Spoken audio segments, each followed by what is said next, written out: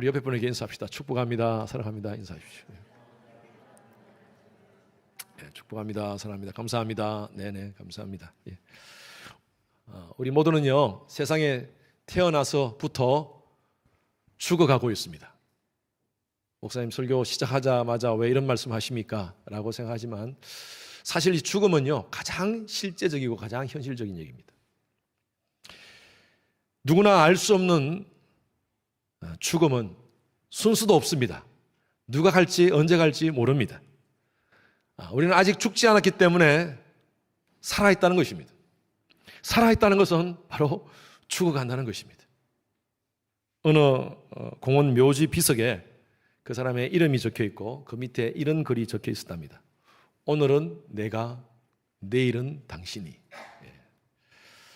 지난주에 제가 김완이라는 분이 쓴 책, 이분이 유키스 온 더 블록이라고 우리 그 유재석 나오는 그 프로그램 있죠. 거기에 제가 그 프로그램에서 보고 이 책 한번 읽어봐야겠다는 생각이 들었는데 김완이라는 분이 거기에 나왔었어요. 그리고 이제 이분은 시인이고 자기가 이런 책을 썼다고 소개했었습니다. 책 이름이 뭐냐면 죽은 자의 집 청소라는 책입니다. 죽은 자의 집 청소. 그래서 제가 지난주에 오디오북으로 한번 읽어봤습니다. 이분은 시인이고 또 지금은 현재 특수청소업계에 종사하는 분입니다. 이분의 청소의 주된 업무는 다양한 사연을 가진 죽음을 당한 사람들의 그 망자를 지우는 것입니다. 망자의 흔적을 지우는 것이에요. 주로 고독사 한 사람, 혼자서 살다가 언제 죽은지 모르지만 벌써 이미 죽어있던 그런 사람들의 시체를 치우고 그곳에 가서 청소를 한답니다. 자살한 사람들 방도 이 사람이 가서 청소를 한답니다. 그 책에는요, 이 책에는 다양한 사연들을 가진 사람들의 죽음 얘기가 담겨져 있습니다. 그들 유품을 정리하면서 느낀 점을 아주 진솔하게 잘 담아내고 있었습니다. 죽음에 대해서 한번 생각하는 그런 책이었습니다. 수많은 사람이 떠난 곳에 청소하면서 그가 느낀 죽음이 인생이 뭔가? 라는 답은요, 삶은 덧없다 였어요. 사실 죽음은 현실적으로 언제나 비참한 모습으로 나타납니다. 특히 악성 질병이라든지 또 불의한 사고로 목숨을 잃는 경우는 더더욱 그렇습니다. 지난 9월 8일 날 모로코에서 6.8 지진이 발생했습니다. 현재까지 나라에서 발표한 사망자 수는요, 거의 3,000명입니다. 그런데 그 후로부터 얼마까지 발표를 하다가 지난 한 5, 6일 전부터는 발표를 하지 않고 있습니다. 워낙 많은 사람이 죽었다는 것이죠.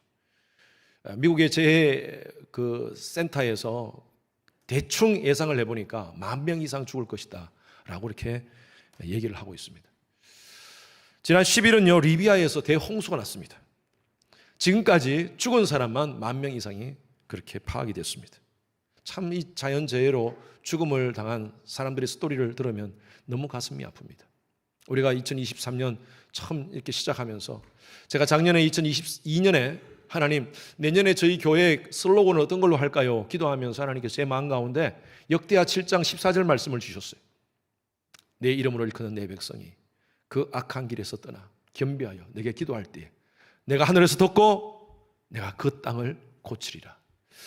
그 마음을 제가 품고 올해 와서 이 땅을 고치소서라는 그 슬로건을 가지고 1월 달부터 달려왔습니다. 그런데 지금 오늘까지 이 땅에 너무 엄청난 일들이 일어나고 있습니다. 특히 자연재해로 엄청난 많은 사람이 죽고 있습니다. 미국은 큰 문제가 없어요. 미국은 그래도 가끔 총기 사건 나는 정도지 우리가 심각하게 몇만 명이 죽고 하는 그런 사건은 일어나지 않습니다. 참 좋은 나라에 살고 있어요. 우리가 괜찮다고요? 우리가 잘 살고 있다고요? 우리가 다른 데 관심을 가지지 않으면 안 된다는 것입니다. 제가 비긴 어게인이라는 그 설교를 가지고 여러분들에게 말씀드렸을 때 그때 이런 말씀을 드렸어요. 우리는 그리스도인으로서 역사와 사회에 이 시대에 책임을 가져야 한다. 왜 이런 일이 일어나고 있는지 그냥 나만 잘 먹고 잘 사니까 아무 문제 없이 그냥 사는 것이 아니라 우리는 이 시대를 바라보면서 기독교적인 마음 그리고 선교적인 마인드로 우리가 가슴 아파해야 됩니다. 더 많이 기도해야 될 것 같아요. 자연재해로 죽는 그런 사망자들뿐만 아니라 이 지구상에는요, 이런저런 이유로 사람들이 계속 죽어가고 있습니다. 1초에 평균적으로 2명이 죽어가고 있답니다. 하루에 20만 명이 죽어가고 있습니다. 1년에 7천만 명이 죽어가고 있습니다. 죽는 때나 장소가 따로 정해진 것이 아닙니다. 어디든지 언제든지 이 죽음은 세상에서 일어나고 있습니다. 우리 주위에서 일어나듯이. 어떤 사람은 이렇게 얘기합니다. 아, 죽으면 그만이지 뭐. 인생 살다가 뭐 별거 있어?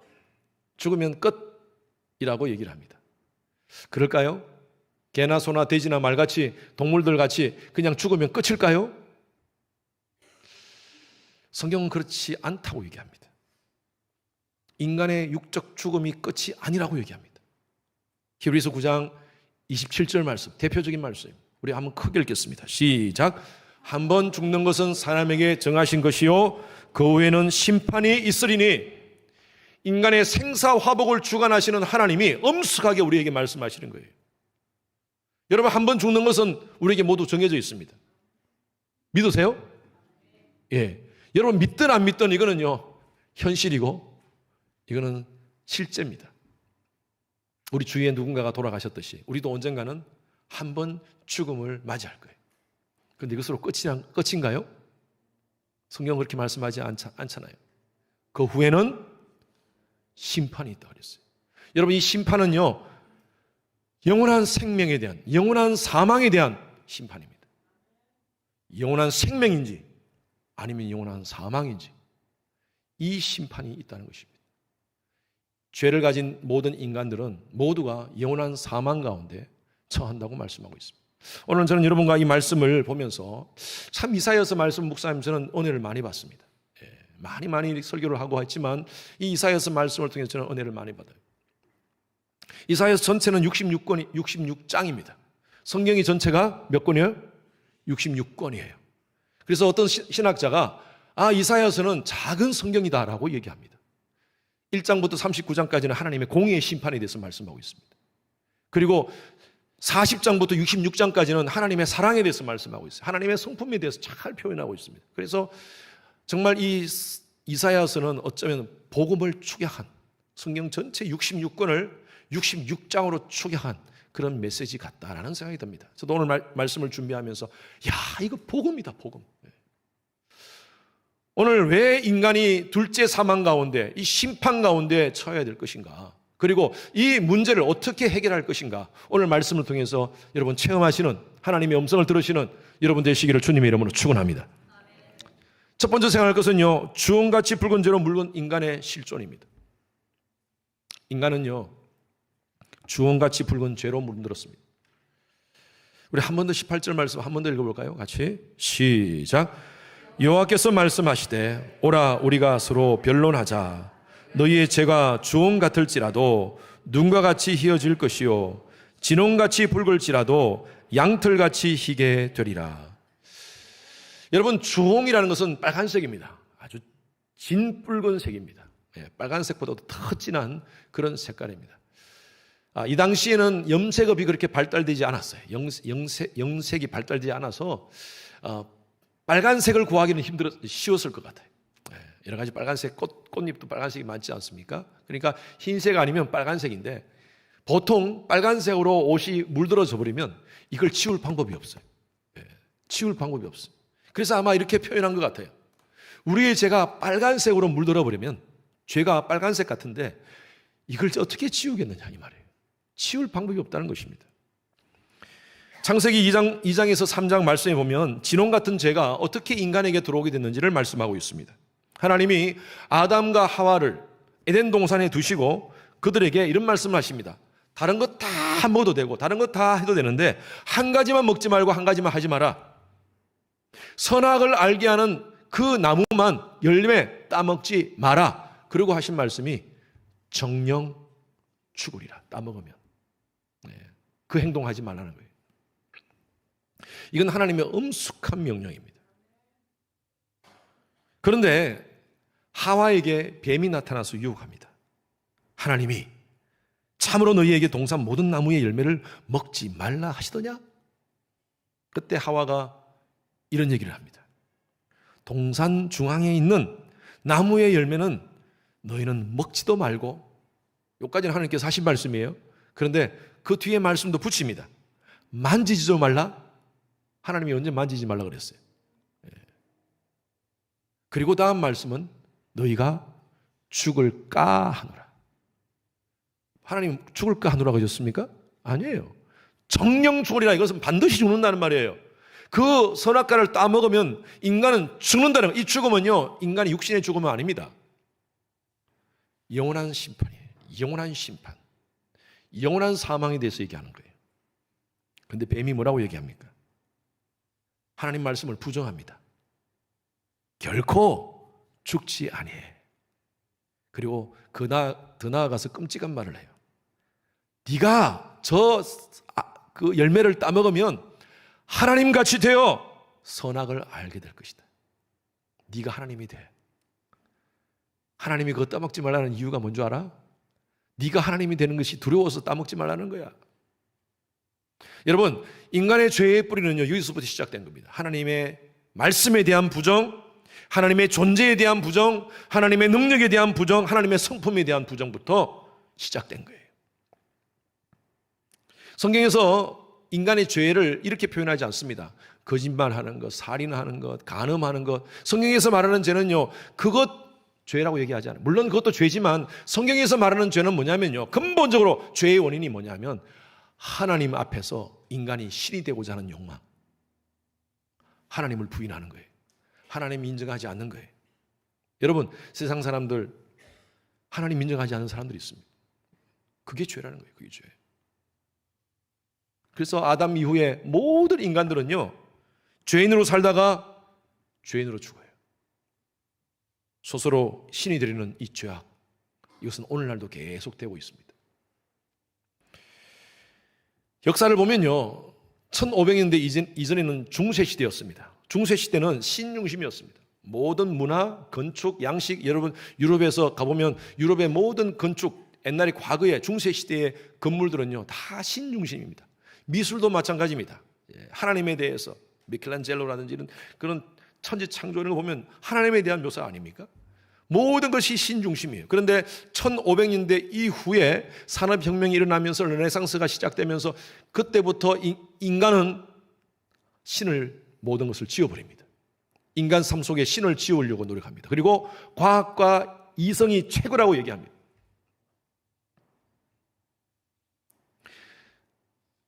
근대시대입니다. 그게 근대시대. 영어로는 마더니즘이라고 해요. 마더니즘이 지나서 1900년대 중반 이후로 오면서 포스트 모더니즘이 옵니다. 사조가 이렇게 변하는 거죠. 포스트 모더니즘 시대는요, 신을 나름대로 인정합니다. 그런데 뭐라고 얘기하냐면 너도 신, 나도 신. 우리 모두가 신이 될 수 있다. 범신론 사상을 강조합니다. 그게 유에이지 사상이에요. 유에이지 사상. 모두가 노력하면 신이 될 수 있다는 거예요. 여기서 나온 주의가 무슨 주의냐면 상대주의, 그리고 다원주의입니다. 너도 신, 나도 신. 너도 옳고 나도 옳고. 진리는 하나가 아니야. 진리는 다양해. 많아. 기독교에서 얘기하는 유일실, 하나님밖에 없다는 그 신, 그것을 배제합니다. 그렇지 않아. 세상에는 많은 신들이 있고 또 나도 신이 될 수 있어. 내가 덕도하고 노력하면 우리 스스로가 신이 될 수 있는 거야. 그래서 나이키에서 주장하는 그 중요한 슬로건이 있지 않습니까? 여러분, 그 굉장히 참 위험한 슬로건인데 Just do it. Just do it. 참 좋은 말 같아요. 긍정적으로 한번 해보자. 해봐. 이런 것 같지만요, 여러분, 거기에 담겨져 있는 아주 사탄의 그 음모가 있습니다. 네 마음대로 해. Just do it. 네 마음대로 해. 너 인생은 너의 것이야. 인생의 주인은 너야. 라고 이렇게 외치는 겁니다. 유발 하라리라고 여러분 혹시 그분의 책을 읽어보셨습니까? 인문학에 관심이 많은 분들은 아마 한두 권 정도는 이 유발 하라리를 읽어보셨을 것입니다. 이분의 책 여러 가지가 있는데 저도 오늘 이 시대의 사람들, 젊은이들이 어떤 관심을 가지고 있는가에 대해서 제가 생각하면서 유발 하라리의 책을 몇 권을 읽었습니다. 굉장히 두꺼운 책이에요. 몇 권 책을 읽었습니다. 사피엔스라든지. 최근 읽었던 책이 호모데우스라는 책입니다. 호모데우스. 호모데우스에서 뭐를 강조하느냐면요, 인간은 지구를 점령하고 사피엔스는 인간을 사피엔스래. 지구를 점령하는 이 사피엔스는 이제 과학 기술을 힘입어 신이 되는 신의 영역에 도달하고 있다. 이미 도달했다. 이렇게 표현합니다. 그리고 생명을 만들 수 있다. 생명 복제를 하고. 그래서 우리 인간은 신이다라고 얘기합니다. 인간 죄악의 극치입니다. 지금 이 시대가 인간 죄악의 극치입니다. 네가 하고 싶은 대로 살아. 너 인생의 주인은 너야. 마음대로 즐기면서 살아. 이 인생 생명은 끝이야. 동물들하고 변할 게 없어. 진화론자 입장에서 동물들하고 다를 바 없다는 겁니다. 쾌락을 추구하며 살아라. 그리고 모든 결정권은 내게 있다는 거예요. 여러분, 인간의 죄악은요, 인간이 하나님 되리라 하는 그런 노력부터 시작된 겁니다. 하나님을 떠난 인생의 모습, 특징, 첫 번째 특징은요, 무자비입니다. 무자비. 아담의 아들 가인은 동생 아벨을 죽입니다. 하나님께 제사하는 방법 때문에 동생을 질투해서 아벨을 죽입니다. 하나님께서 가인에게 찾아와서 네 아우 아벨이 어디 있느냐라고 물으니까 가인이 뭐라고 얘기합니까? 뻔뻔스럽게 내가 내 아우 아벨을 지키는 자니까. 여러분, 그곳에서요 사람의 무자비함을 봅니다. 동생을 죽이고 숨겨놓고 하나님 모르는 줄 알고 숨겨놓고 내가 내 아우 동생을 지키는 자니까. 모든 인간은요 이 본성적인 죄로 말미암아 무자비한 욕망 안에서 살아갑니다. 그때뿐 아니라 지금도 마찬가지. 오늘 이 시대가요 생명의 문화를 죽음의 문화로 덮어버렸습니다. 2022년 미국의 올해 통계는 지금 아직 나오지 않았지만 작년 통계를 보니까 자살률이 가장 높은 때가 작년이었습니다. 물론 이 팬데믹 영향도 있지만 수많은 사람이 자살을 합니다. 죽으면 끝이라고. 돈 때문에 원한, 치정, 또 여러 가지 많은 일들로 사람들을 살인하는 경우가 얼마나 많은지 모릅니다. 남편이 아내를, 아내가 남편을, 부모가 자식을, 자식이 부모를 죽이는 반인륜적, 폐륜적 그런 범죄들이 급증하고 있습니다. 지난주에도 한국에서, 미국에서 많은 뉴스들 가운데 이런 뉴스들이 나왔어요. 요즘 묻지마 살인, 한국에서 묻지마 폭력, 그냥 아무 이유도 없이 지나가는 사람들을 찔러버리고 지나가는 사람에게 폭력을 행하고. 사람이 이렇게 무자비합니까? 낙태를 합법화시킵니다. 동기는 참 좋은 의도로서 얘기합니다. 그런 사람들은 포장합니다. 여성들의 자기 결정권을 존중해 줘야 된다. 맞는 말이죠. 맞는 말이죠. 그런데 생명을 죽여도 됩니까? 하나님 주신 생명을 죽여도 되는 겁니까? 지난 월요일 날 911 추모 22주기였습니다. 여러분 잘 아시다시피 2001년도 당시 알카에다 19명의 테러리스트들이 미국 항공기를 납치해서 세계 무역센터를 자살태를 했습니다. 이 사건으로 2,977명이 죽었어요. 우리 한인들도 21명이 죽었습니다. 엄청나게 많은 사람들이 죽고 또 그 부모들이 죽음으로 말미암아 많은 고아들이 생겼습니다. 엄청난 많은 가정의 아픔을 주었어요. 그런데 이 테러리스트들이 자기 생명을 던지면서 무역센터로 자살 테러한 그 동기가 뭐냐? 그 이유가 뭐냐? 제가 그 칼럼을 통해서 보면서 너무 가슴이 아팠어요. 지하드, 성전을 위해서 순교하면 이런 대가를 준대요. 보상을 준대요. 천국에서 72명의 처녀들이 너희들을 기다리고 있다. 아니, 자기가 이렇게 수많은 사람을 죽이면 내가 앞으로 영원히 72명의 처녀들과 함께 천국에서 즐기면서 사는 것을 꿈꾸면서 그 짓을 했다는 거예요. 인간이 얼마나 무자비하고 이기적입니까? 그러면서 자기네들끼리 그 세계 무역센터로 비행기가 날아가는 그 와중에 자기네들끼리 서로 이렇게 무전을 주고받았대요. 근데 그 내용이 밝혀졌어요. The virgins are waiting for you. 처녀들이 기다리고 있다. 이렇게 서로 격려하면서 확 부닥쳤다는 거예요. 여러분, 모든 무슬림은 이렇게 과격하지 않지만 그러나 이렇게 과격주의자들이 있습니다. 이슬람 과격주의자, IS들이 있습니다. 이번에 차드의 김영섭 선교사님, 아프리카 선교사님이 오셔가지고 그런 말씀 또 하시더라고요. 그 아프리카주의를 또 활동하는 그 이슬람 과격주의자들이 보코하람입니다. 보코하람도 똑같이 정말 목숨 던져놓고 그렇게 사람들을 죽이고 막 한답니다. 근데 그들도 똑같은 그런 것을 훈련받는답니다. 죽으면 72명의 처녀들과 함께 영원히 즐긴다는 거예요. 인간이 이렇습니다. 얼마나 이기적인지. 천국에서 자기가 누릴 것을 위하여 수많은 사람을 죽여요. 인간은요, 지옥 같은 죄로 인해 철저히 무자비함과 이기적인 존재로 살아갑니다. 모든 사람이 참 자기중심적이에요. 그래서 마틴 루터가 이런 얘기를 했어요. 인간은 자기를 향하여 굽어진 존재다. 인간은 자기를 향하여 굽어진 존재다. 우리나라 속담에 비슷한 말이 있죠. 발은 안으로 굽는다.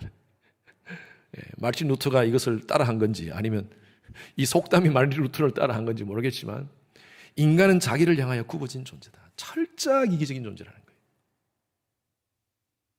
신앙생활 하면서도 마찬가지. 우리가 얼마나 이기적인 존재로 사는지 몰라요. 뭐 조금만 다른 사람 내가 100% 주고 나면 정말 내가 뭐 괜찮은 사람 된 것 같이 또 내가 이 정도 100% 쓰면 좀 뭔가 나한테 뭔가 이익이 오지 않아야 되나 하면서 기브앤테이크를 생각하는 그런 우리의 모습들이 아닙니까? 우리의 삶이 왜 이렇게 혼란스럽고 상처가 많고 복잡하고 기쁨이 없는 이유가 뭔 줄 아세요?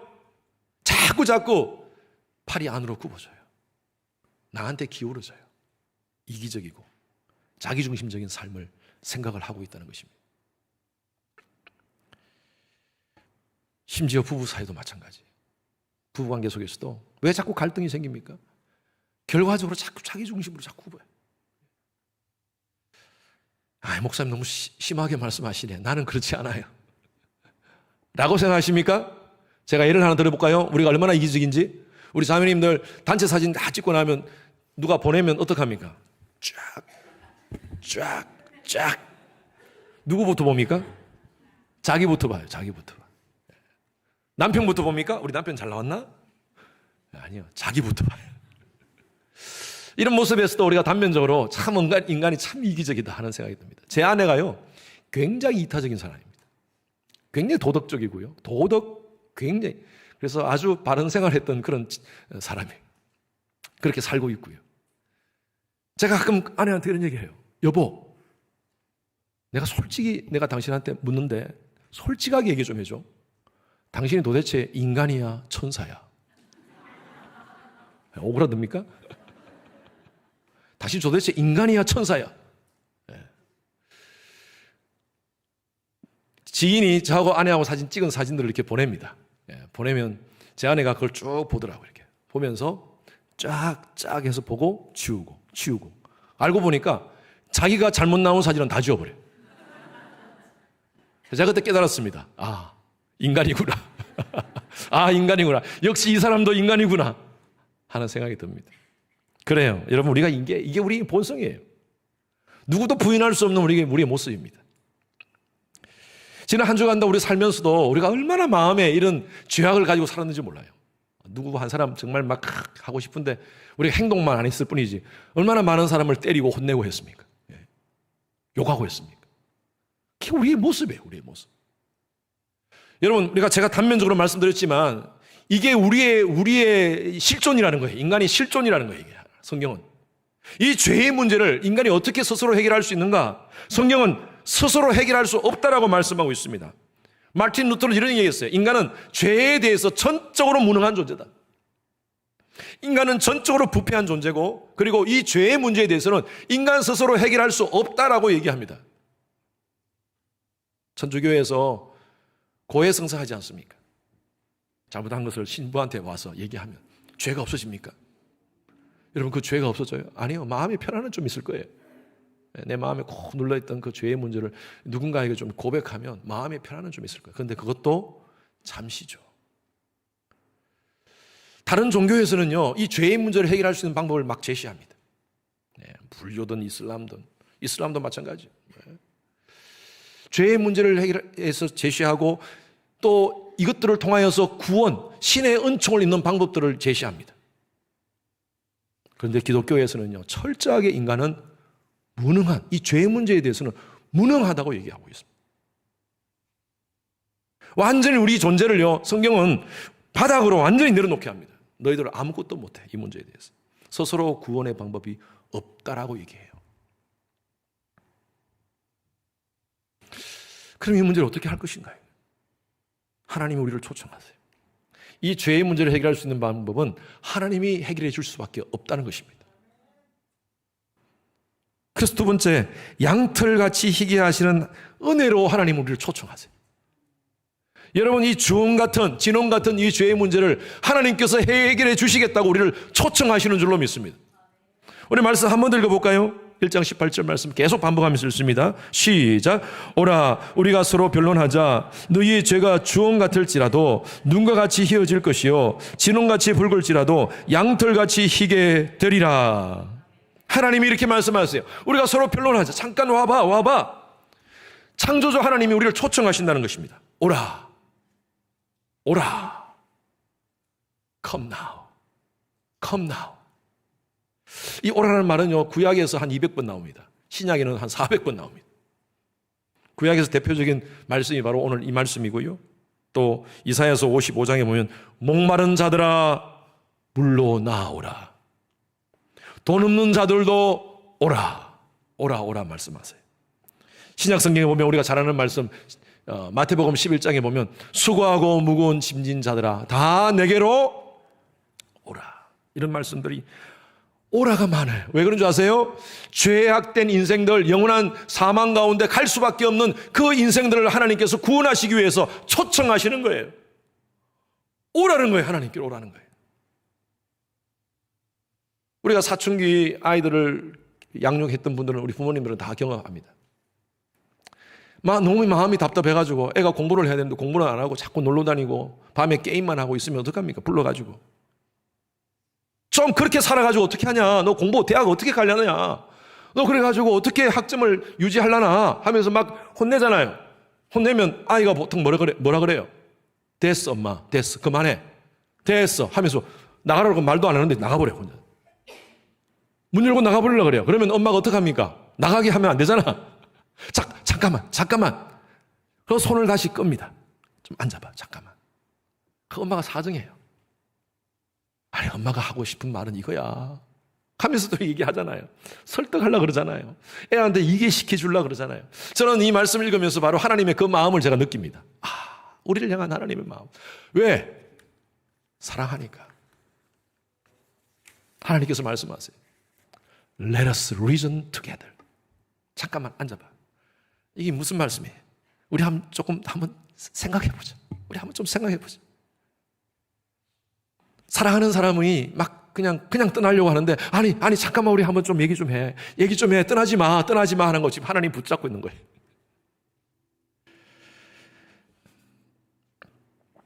인간의 진홍빛 같은 죄, 주홍빛 같은 죄, 무엇으로 지울 수 없지만 하나님께서 지워주시겠다고 약속하세요.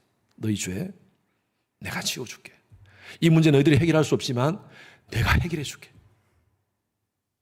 이 해결의 방법이 뭡니까? 바로 십자가입니다. 십자가. 그래서 우리 기독교에서 이 십자가가 얼마나 중요한지 몰라요.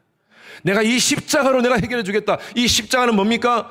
당신의 독생자를 이 땅 가운데 보내셔서 하나님이 세상을 이처럼 사랑하사 독생자를 주셨으니 독생자를 십자가에 달리게 하시고 친히 당신이 오신 거죠. 그 십자가에 달리게 하시고 진홍빛 같은 피를 십자가에서 흘리게 하셨어요.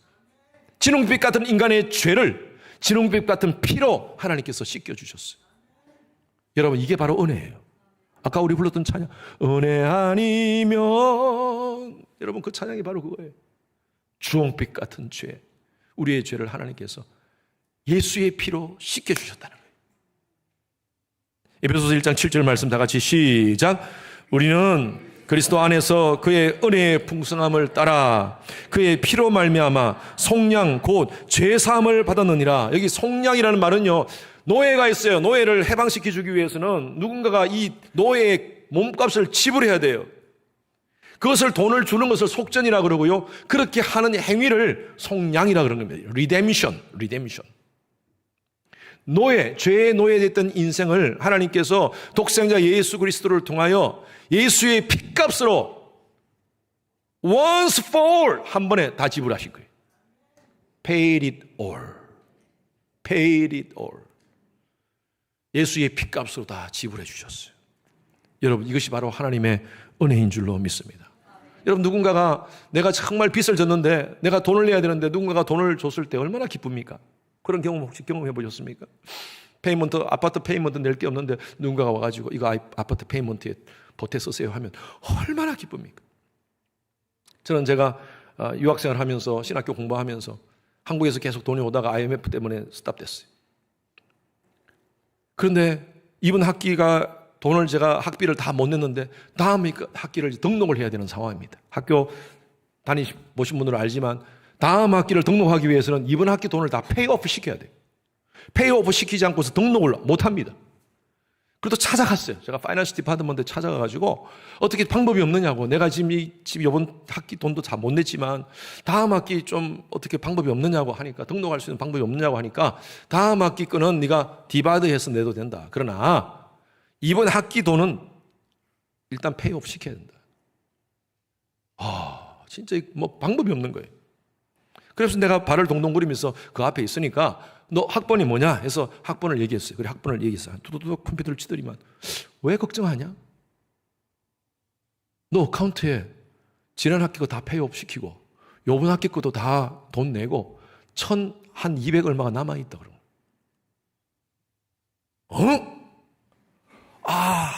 내가 마치 알았던 것 같이.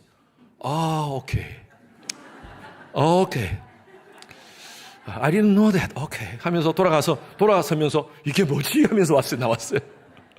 자, 그런 경험이 있어요, 진짜. 그래서 제가 알만한 분, 제 학번을 알아야 되거든요, 누군가가. 그걸 돈을 넣죠. 내 학번을 알만한 어떤 분이 있어요. 그분은 충분히 그런 능력이 있는 분이라서 제가 그분한테 물어봤어요. 혹시 제 어카운트에 돈을 주신 적이 없습니까? 그러니까 무슨 말 하는 거죠? 그럼 저한테 모르는 것 같이 얘기하는 거예요. 지금까지 모릅니다. 할렐루야. 그 큰 학교에서 어떤 행정 시스템이 문제는 아니었을 거예요. 근데 누군가가 넣어줬어요. 근데 누군가를 제가 몰라요. 엄청난 데는 돈을 넣어줬어요. 한 10,000불 가까이 되는 돈을 넣어주셨어요. 얼마나 감사한지. 제가 그때 너무너무 기뻤어요. 여러분, 저와 여러분들이 이제 영원한 사망 가운데 처할 수밖에 없는 그런 인생이었어요. 우리의 죄 때문에 우리는요, 영원한 그 후에는 심판이 있으리니 영원한 심판 가운데 놓일 수 있는 그런 존재였어요. 그런데 하나님께서요, 예수의 피로 우리의 진홍 같은 죄를 씻어주셨어요. Paid it up. 그래서 에베소서 2장 13절 말씀이 이렇게 표현합니다. 시작. 이제는 전에 멀리 있던 너희가 그리스도 예수 안에서 그리스도의 피로 가까워졌느니라. 이런 믿으시는 이로 아멘. 저와 여러분들이 이런 은혜를 받았다는 겁니다. 정말 여러분, 이런 은혜를 받았다면요, 우리의 죄가 과거의 죄, 현재의 죄, 미래의 죄마저도 하나님께서 다 씻어주셨어요. 지롱빛 같은 죄. 그래서 우리의 죄가 다 씻겼기 때문에 우리가 마음껏 죄 짓고 살아도 됩니다. 맞느뇨? 이게 사도 바울이 로마서 1장부터 쭉 보면요, 사도 바울이 하나님의 은혜로 우리가 죄가 씻겨졌어. 로마서 5장 8절 말씀, 우리가 아직 죄인 되었을 때에 그리스도께서 우리를 죽으심으로 하나님께서 우리에게 대한 자기의 사랑을 확증하셨어요. 죄가 있는 곳에 은혜도 많다. 그러면서 우리가 마음껏 죄를 지어도 되느뇨? 라고 질문합니다. 사도 바울이 바로 답합니다. 그럴 수 없느니라. 따라하십시오. 그럴 수 없느니라. 그럴 수 없죠. 우리 죄가 다 씻겨졌다고요? 하나님, 내 진홍빛 같은 죄가 다 씻겨졌기 때문에 이제 내가 죄를 짓더라도 하나님의 은혜가 있으니까 마음껏 죄 짓고 살자. 그럴 수 없습니다. 왜? 진짜 하나님의 은혜를 감사한다면, 정말 내가 영원한 사망에서 영원한 생명으로 옮긴 하나님의 은혜를 받은 존재라면 다시 죄 지을 수 없잖아요. 우리가 완벽하게 율법의 말씀을 다 지키면서 살 수는 없지만, 그러나 하나님 말씀 대로 살려고 몸부림쳐야 되지 않겠습니까? 그게 바로 크리스천 라이프예요. 저와 여러분들은, 여러분 예수를 믿으십니까? 예수를 믿으신 분들은요, 저와 여러분들의 모든 죄는 하나님께서 사해 주신 줄로 믿습니다. 로마서 5장 7절 말씀, 고린도후서 5장 7절 말씀에 보면, 17절 말씀에 보면 다 같이 시작.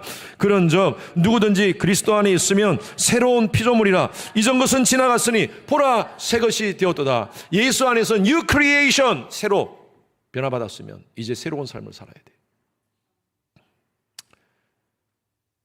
저도 경상도 불뚝성질이 있어가지고 처음에 아내하고 결혼할 때 참 아내가 고생 많이 했습니다. 고생 많이 했어요. 그때 제 아내 표현이 당신 성질이 요 앞에 툭 튀어나와 있었다고 그래요. 제 아내 표현이. 그리고 하나님께서 저를 풀타임 사역자로 부르시고 전도사가 되고 강도사가 되고 목사가 되었어요. 오늘날까지 쭉 오게 되었어요. 요즘 아내 표현이 그래요. 그 성질이 다 안으로 들어가 버렸네. 녹아버렸네. 당신 많이 변했다. 아내한테 이 정도 인정받으면 괜찮은 목사 아닙니까? 그래도 아직도 변할 게 많아요. 아직도. 예? 우리가 부르는 찬양같이 매일 조금씩 매일 변하지요. Jesus, He's changing me. He's changing me. He's changing me. 나를 변화시키고 있어요. 오늘도 나를 변화시키고 있고요. 매일매일 저는 십자가 앞에서 우리가 부르는 내가 매일 십자가 앞에 더 가까이 가오니 구세주의 흘린 보의 피로소 나를 정케 하소서. 아멘. 예. 매일매일 십자가 앞에 내 자신을, 진홍빛 같은 내 자신의 죄를 씻겨야 돼. 예수의 피로. 여러분, 이 방법밖에 없는 줄로 믿습니다. 그래서 우리가 원죄에 대한 영원한 사망 가운데 처하게 되는 그 죄의 문제는 예수를 믿음으로 말미암아 해결되었지만, 우리가 매일매일 짓는 자범죄에 대해서는 하나님께 나와야 돼요. 저는 그것이 바로 성화라고 보여요. sanctification, 성화라고 봅니다. 오늘 하나님께서 우리에게 초청하십니다. Come now. 나중이 아니라 지금 오라고 하세요. 지금 오라. Come now. 오늘 많은 사람들이 이런 초청, 하나님 초청에 귀를 막습니다. 에이, 하나님이 어디 있어? 뭐 그런다고 해서 우리 죄가 해결되나? 여러분, 예수 믿는 것이 어쩌면요 굉장히 쉬운 것 같이 보이죠? 아니에요. 진짜 어렵습니다. 죽는 것보다 힘들어요. 예수 믿는 거. 여러분, 이 자리에 앉아서 지금 이 자리에 앉아 계시는 것만 해도 여러분 이거는 기적입니다. 기적. 우리 같이 얼마나 이성적인 사람들이, 합리적이고 이성적 또 논리적 따지는 사람들이 이 자리에 앉아가지고 보이지 않는 하나님에 대해서 인정하고 이 자리에 앉아 계시지 않습니까? 여러분, 이것은요 한마디로 제가 표현할게요. 하나님의 은혜다. 믿으시는 분 아멘. 여러분, 그렇다면 여러분 이 자리에 앉아 계신 것만 아니라 여러분 모두가 진심으로 예수님을 영접하기를 바랍니다. 하나님의 초청에 반응하시기를 바랍니다. 오늘 응답하라 1988 이게 아니라 응답하라 하나님의 초청에. 전 여러분들을 초청하고 싶어요. 하나님의 음성에 마음을 여십시오. 내가 문 밖에 서서 두드리노니 누구든지 내 음성을 듣고 문을 열면 내가 그에게로 들어가 그로 더불어 먹고 그는 나로 더불어 먹으리라. 여러분, 이 시간 우리 조용히 눈을 한번 감으십시오. 눈을 감으시고요, 제가 여러분들을 위해서 잠깐 기도하고 저를 따라해 주시기 바랍니다. 이제 모두 아마 여러분들 예수님을 다 영접하셨고 그렇겠지만 이 중에 아직도 예수님을 영접하지 않은 분들이 계십니다. 교회는 다녀놓고 또 예수를 믿는다고 말은 하지만 정말 여러분 마음 가운데 이 하나님의 초청에 반응하지 않은 분들이 계셨습니다. 오늘 우리 성도님들 모두가 이 하나님의 초청에 Come now, 다음에 하지가 아니라 지금 하십시오.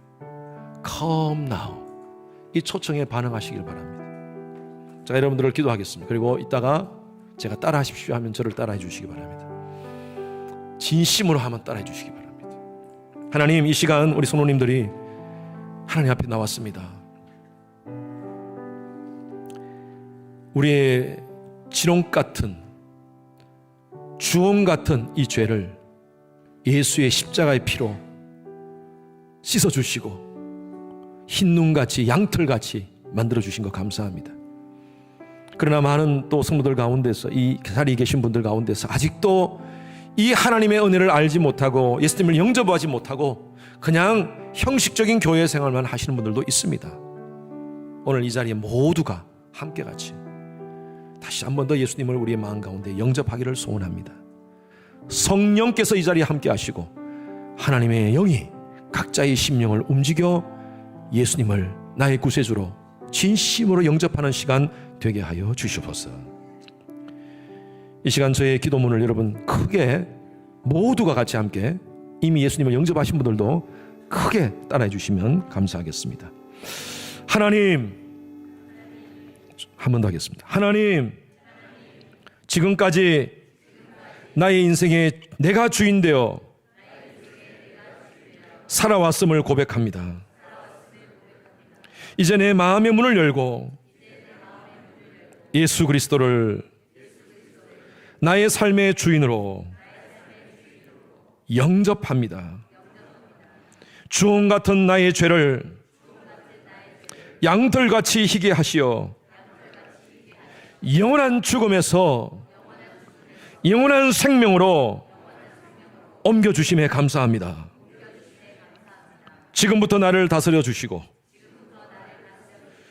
하나님의 사람으로 변화시켜 주시옵소서.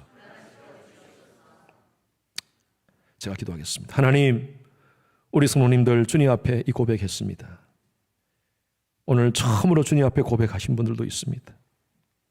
이 고백이 주님 앞에 서는 그날까지, 우리의 생명 다하는 날까지, 예수님께서 오시는 그날까지 변치 않는 믿음의 고백 되게 하여 주시옵소서. 감사드리며 살아계신 예수 그리스도 이름으로 기도드렸습니다. 아멘. 이 시간 우리 처음으로, 아마 인생에 처음으로 예수님을 영접한 그 기도를 하신 분들이 계실 겁니다. 우리 그분들을 위해서 누군지 모르지만 한번 큰 박수 한번 드립시다. 네. 감사합니다. 하나님의 은혜면 만족합니다. 이보다 더 큰 것이 없습니다. 우리에게는 Your grace is enough. 치주세요. Your grace is enough.